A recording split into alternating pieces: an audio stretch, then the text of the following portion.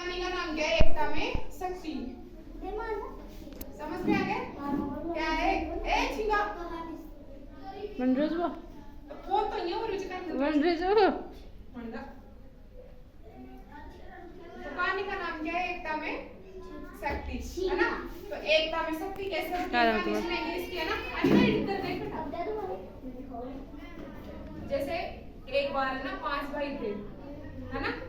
जैसे अपने पापा और 5 भाई होते हैं ना, कई बार 4 भी होते हैं, किसी के 3 भी होते हैं, है ना? लेकिन इस कहानी में है ना एक बच्चा था, उसके पापा कितने भाई थे? 5 भाई थे। ठीक है, अब एक भाई है ना उसमें बड़ा ही बड़ा, जो ज्यादा दिमाग लगा के क्या हो जाता है?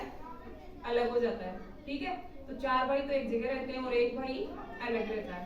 अब वो जो एक अलग रहता है ना, वो कहीं गांव में जाता है दूसरी जगह, तो उसको ना गांव वाले बहुत परेशान करते हैं।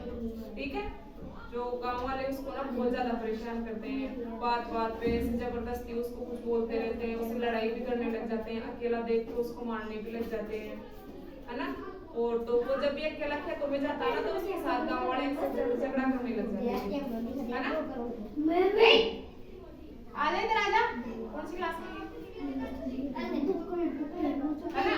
ए पप्पू, मैंने मान रही नहीं है। खड़ा हो, वहां से खड़ा हो, खड़ा हो जा। एक खड़ा हो जा वहां से, कोई भी तू खड़ा हो, मैं कैसे जाऊं? खड़ा हो जा वहां से। चल इधर बैठ, बैठ जा इधर, बैठ जा, बैठ जा।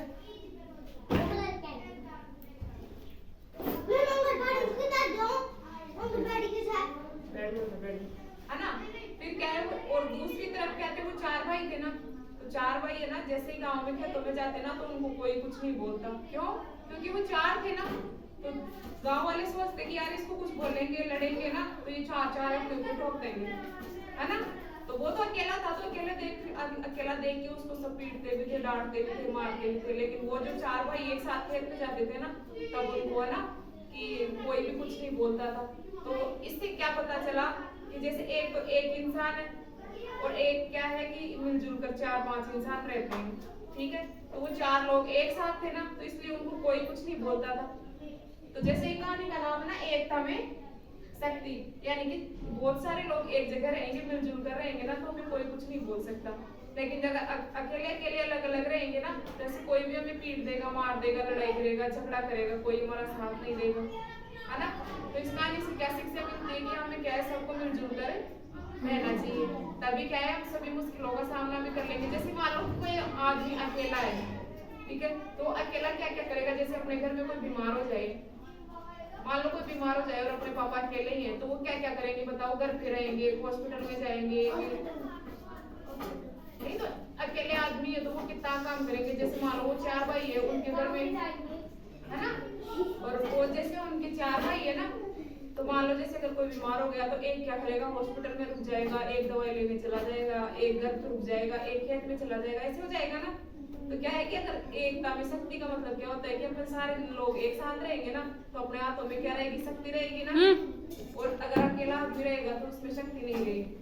ठीक है, तो एकता में इस शक्ति का मतलब क्या हुआ कि हमें मिलजुल कर रहना चाहिए, अलग अलग नहीं रहना चाहिए। कभी जैसे गाँव, अपने गाँव में हो जाता है ना, 4 भाई है, चारों अलग अलग हो जाते हैं, अलग अलग हो जाते हैं ना, एक का मकान इस खेत में, एक का मकान इस खेत में, एक का इस खेत में, ऐसे बना लेते हैं ना।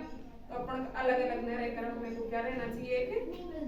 मिलजुल कर संयुक्त परिवार में रहना चाहिए, ताकि हमें कोई भी कुछ भी नहीं बोल सकते।